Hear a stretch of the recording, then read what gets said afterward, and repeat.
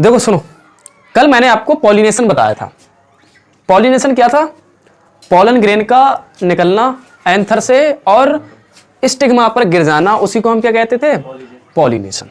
अब पॉलिनेशन कराने के लिए भी कुछ एजेंट होते हैं। क्या होते हैं? एजेंट होते हैं। इसीलिए मैंने आज टॉपिक पढ़ा रहा हूं एजेंट ऑफ पॉलिनेशन। इसमें क्या होते हैं? दो टाइप के एजेंट होते हैं।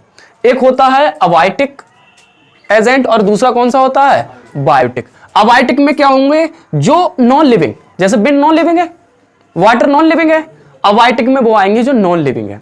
और बायोटिक में तुम्हें पता है लिविंग आएंगे, एनिमली तो होंगे जो पॉलिनेशन कराएंगे। तो अबायोटिक में देखो, एक तो पॉलिनेशन विंड के थ्रू होता है और एक वाटर के थ्रू। किसके थ्रू होता है? विंड के थ्रू और वाटर के थ्रू।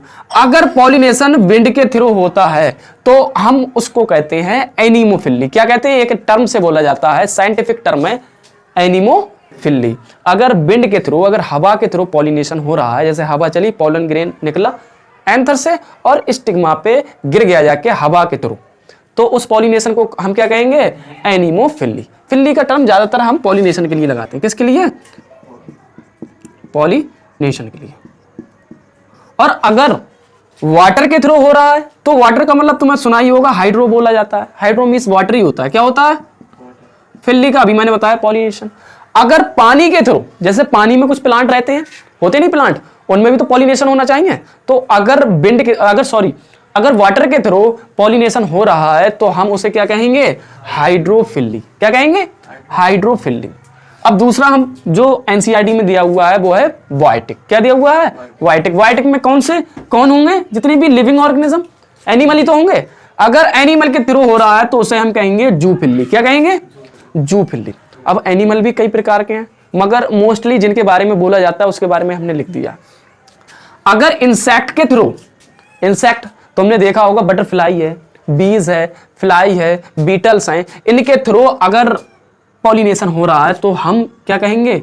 एंटोमोफिली। अगर इंसेक्ट के थ्रू पॉलिनेशन हो रहा है तब हम उसे कहेंगे एंटोमोफिली।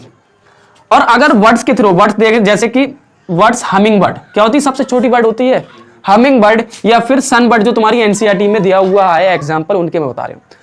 हमिंग बर्ड या फिर सन बर्ड, अगर बर्ड्स के थ्रू पॉलिनेशन हो रहा है तो हम क्या कहेंगे? ऑर्निथोफिली। सही।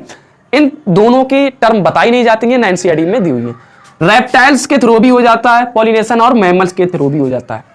रेप्टाइल्स जैसे गेको लिजार्ड है या फिर गार्डन लिजार्ड है, ये तुम्हारी एनसीईआरटी में दी हुई है। लिजार्ड है दो टाइप की, गार्डन लिजार्ड जैसे हमारे यहाँ जो पाई जाती है। सही। उनके थ्रू अगर पॉलिनेशन हो रहा है तो रेप्टाइल्स, ये होते तो रेप्टाइल्स ही हैं।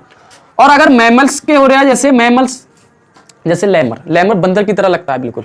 सही। वो क्या कर देता है? उसके थ्रू भी पॉलिनेशन हो जाता है। सही। तो ये मैंने तुम्हें एग्जांपल बता दिए जो तुम्हारी एनसीईआरटी में दिए हुए हैं। पॉलिनेशन अबायोटिक होता है, दूसरा कौन सा होता है? बायोटिक। बायोटिक में भी तुम्हें पता है एनिमल, अगर एनिमल के थ्रू हो रहा है तो उसे हम जूफिली कहेंगे। और अगर वो अबायोटिक कंपोनेंट के थ्रू हो रहा है, वो भी विंड या फिर वाटर, विंड के थ्रू हो रहा है तो हम एनिमोफिली, और वाटर के थ्रू हो रहा है तो हम उसे हाइड्रोफिली। पहला हम पढ़ेंगे विंड के थ्रू, मतलब कि हवा के थ्रू कैसे पॉलिनेशन होता है और उसके लिए पॉलन ग्रेन अपने अंदर क्या ऐसे अचीवमेंट लाती है जिसके थ्रू उसमें पॉलिनेशन हो जाता है। पहला हम पढ़ते हैं एनीमोफिली जो तुम्हारी एनसीईआरटी में दिया हुआ है। समझ रहे हैं? इसे नोट कर लीजिए।